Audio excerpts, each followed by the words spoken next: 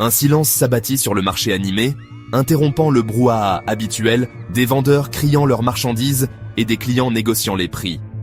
Alors qu'un jeune garçon émergeait des ombres, ses pas hésitants et son visage marqué par la peur.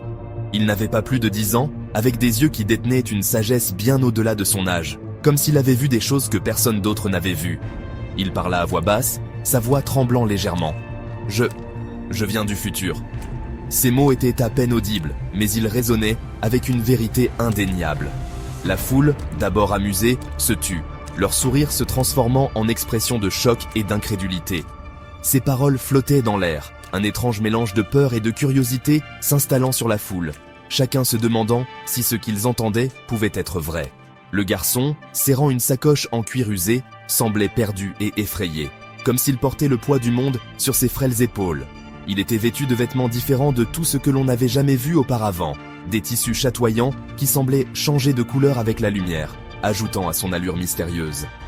Une femme aux yeux doux, le visage marqué d'inquiétude, lui offrit de l'eau, espérant apaiser sa soif et peut-être ses peurs. Pendant qu'il buvait, son regard parcourait les lieux, absorbant les images et les sons de ce monde étrange et inconnu, essayant de comprendre où il se trouvait. « J'ai besoin de votre aide », finit-il par dire, la voix à peine audible, ses yeux suppliants cherchant un allié parmi la foule. « Ils arrivent, ils viennent me chercher. » La foule haleta, l'air se chargeant de tension. Qui étaient ces mystérieux « ils » ? Des murmures de confusion et de peur se répandirent parmi les gens. Et que voulait-il de ce garçon venu du futur ? Les questions se multipliaient, mais les réponses restaient hors de portée. Point de réengagement. Quel mystère entoure ce garçon ? D'où vient-il vraiment ? Et pourquoi est-il ici, maintenant, parmi nous ? La nouvelle de l'étrange garçon se répandit dans la ville comme une traînée de poudre. Les gens chuchotèrent dans les rues, leur voix basse et excitée, se demandant ce que cet enfant pouvait bien avoir à dire. Bientôt, un petit groupe de curieux se rassembla autour de lui, désireux d'entendre son histoire. Ils étaient captivés par l'aura mystérieuse qui entourait le garçon, chacun espérant découvrir quelque chose d'extraordinaire. Le garçon, sa peur initiale, remplacée par une tranquille détermination, commença à parler. Sa voix, bien que jeune, portait une gravité qui fit taire la foule.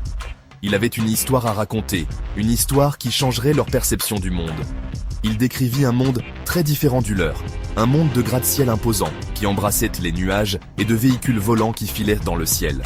Un monde où la technologie avait atteint des sommets inimaginables.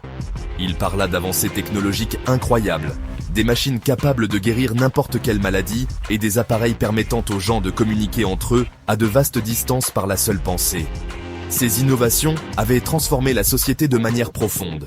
Il décrivit une société où la connaissance était plus précieuse que tout et où l'éducation était accessible à tous. Les gens passèrent leur vie à apprendre, à découvrir, à repousser les limites de ce qui était possible. Les gens, dit-il, vivaient en harmonie avec la nature, leurs vies alimentées par les forces mêmes de l'univers. Ils avaient trouvé un équilibre parfait entre progrès technologique et respect de l'environnement. Mais au milieu de cette utopie, une obscurité se cachait. Une menace silencieuse qui planait au-dessus de cette société parfaite, prête à tout détruire. Le garçon parla d'une puissante organisation connue seulement sous le nom de « Le Conseil », un groupe qui cherchait à contrôler le tissu même du temps. Leurs intentions étaient voilées de mystère, mais leur influence était indéniable. Il affirmait qu'ils expérimentaient des technologies interdites, leurs actions menaçant de dénouer le délicat équilibre du continuum espace-temps. Ces expériences, bien que secrètes, avaient des répercussions qui pouvaient être ressenties à travers les âges. Point de réengagement, une société utopique, un conseil obscur. Qu'est-ce qui se cache derrière ces révélations ? Le futur de cette civilisation est-il en péril ? Les habitants de la ville écoutaient, leur visage un mélange d'admiration et d'incrédulité. L'histoire du garçon était tout simplement trop fantastique pour être crue, mais il y avait une sincérité dans ses yeux, une conviction dans sa voix qui était difficile à ignorer. Un homme, un érudit assoiffé de savoir, s'avança. Il se présenta comme le professeur Eldridge et offrit son hospitalité au garçon. Le professeur Eldridge, l'esprit bourdonnant de questions, conduisit le garçon chez lui. Un cottage confortable, rempli de livres et d'étranges appareils. Autour de tasses fumantes de chocolat chaud, le garçon révéla son nom, Kai. il raconta au professeur qu'il était tombé sur une expérience secrète du conseil, une tentative dangereuse de manipuler le passé à leur profit. Kai avait essayé de les arrêter, mais il était trop tard. Ils avaient activé l'appareil, créant un effet d'entraînement qui l'avait projeté dans cette période inconnue. Maintenant, coincé dans le passé, il était poursuivi par les agents impitoyables du conseil, déterminés à le faire taire avant qu'ils ne puissent révéler leurs secrets. Le professeur Eldridge, captivé par l'histoire de Kai et sentant la peur sincère du garçon, jura de l'aider. Il croyait l'histoire de Kai, voyait la vérité se refléter dans les grands yeux innocents du garçon. Il savait qu'il ne pouvait pas laisser le conseil le réduire au silence. Il promit de protéger Kai et de l'aider à trouver un moyen de retourner à son époque. Au cours des jours suivants, Kai révéla davantage de choses sur son monde. Il décrivit la cité des lumières étoilées, sa maison, une merveille de tours scintillantes et de passerelles interconnectées, baignées dans la douce lueur d'une flore bioluminescente. Il parla de ses parents, de brillants scientifiques qui lui avaient inculqué l'amour de l'apprentissage et la soif d'aventure. Il parla de ses amis, camarades de l'Académie de demain, où ils apprenaient l'histoire, les sciences et l'art de la coexistence pacifique. Il dépeignit une image vivante d'un avenir qui remplissait le professeur Eldridge à la fois d'émerveillement et d'une pointe de tristesse. C'était un avenir qu'il savait qu'il ne vivrait jamais pour voir. Point de réengagement. Kai est-il vraiment qui il prétend être ? Le professeur Eldridge a-t-il raison de lui faire confiance ? Mais leur existence paisible fut brisée un jour lorsque Kai tomba sur un message caché laissé par ses parents. Le message, codé dans une équation mathématique complexe, parlait d'une dangereuse conspiration au sein du conseil. Un petit groupe d'individus avides de pouvoir, se faisant appeler les gardiens du temps, avait pris le contrôle. Obsédés par le maintien de leur emprise sur le pouvoir, les gardiens du temps expérimentaient des technologies interdites qui leur permettaient de manipuler le passé. Ils croyaient qu'en contrôlant l'histoire, ils pourraient contrôler l'avenir.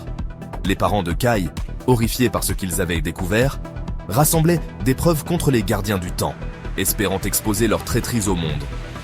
Mais avant qu'ils ne puissent agir, ils furent trahis. Quelqu'un dans leur cercle intime, quelqu'un en qui ils avaient confiance, avait alerté les gardiens du temps. Kai n'a jamais revu ses parents. Il savait seulement qu'ils lui avaient laissé un message énigmatique, un message qui l'avait conduit au laboratoire secret des gardiens du temps et, finalement, au moment même où il avait été projeté dans le passé. Alors que les jours se transformaient en semaines, le professeur Eldridge et Kai travaillaient sans relâche, essayant de déchiffrer les secrets du voyage dans le temps de Kai et de trouver un moyen de le renvoyer dans le futur. Ils passaient des nuits blanches, plongés dans des manuscrits poussiéreux et des théories complexes. Ils parcouraient des textes anciens, à la recherche de toute mention de manipulation du temps ou de voyage dimensionnel. Chaque découverte, chaque indice, les rapprochait un peu plus de la vérité.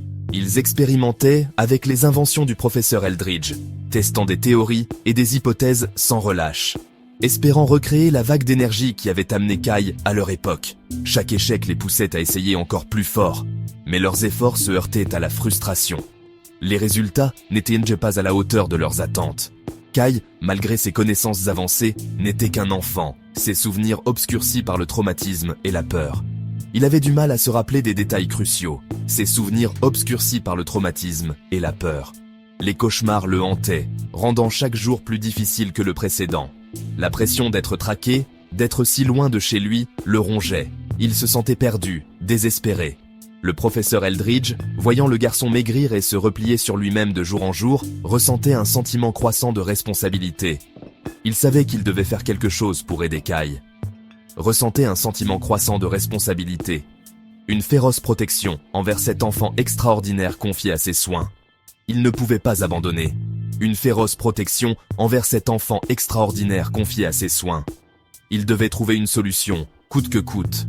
Pourtant, malgré tout le désir du professeur Eldridge de croire Kai, une graine de doute commençait à germer dans son esprit. Les incohérences dans les récits de Kai le troublaient.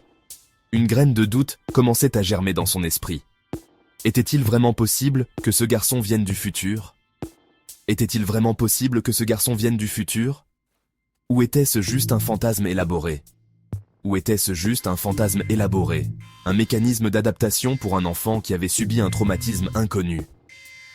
Les questions tourmentaient l'esprit du professeur. Un mécanisme d'adaptation pour un enfant qui avait subi un traumatisme inconnu? Le professeur repoussa ses doutes, refusant d'abandonner l'espoir. Le professeur repoussa ses doutes, refusant d'abandonner l'espoir. Il savait qu'il devait continuer à croire en Kai. Il le devait à Kai. Il devait tout faire pour aider ce garçon à retrouver son époque et sa famille. Un soir, alors qu'il se penchait sur un passage particulièrement énigmatique d'un ancien livre de folklore, une lueur d'espoir émergea. Le passage parlait d'un événement céleste, un alignement rare d'étoiles créant un portail entre les dimensions. Selon la légende, cet événement céleste se produisait une fois tous les 1000 ans, et on disait qu'il était la clé pour percer les secrets du temps lui-même. Serait-ce la réponse qu'il cherchait? Le professeur Eldridge, le cœur battant d'excitation, calcula les dates. À leur grande surprise, ils découvrirent que l'alignement céleste devait se reproduire dans quelques jours. C'était une chance infime, mais c'était leur seule chance. Le professeur Eldridge, animé d'un regain d'énergie, se lança dans une course contre la montre pour construire un appareil capable de capter l'énergie de l'événement céleste. Un appareil qui pourrait potentiellement créer un portail vers l'époque de Kai. Ils travaillèrent sans relâche, leur espoir grandissant à chaque heure qui passait.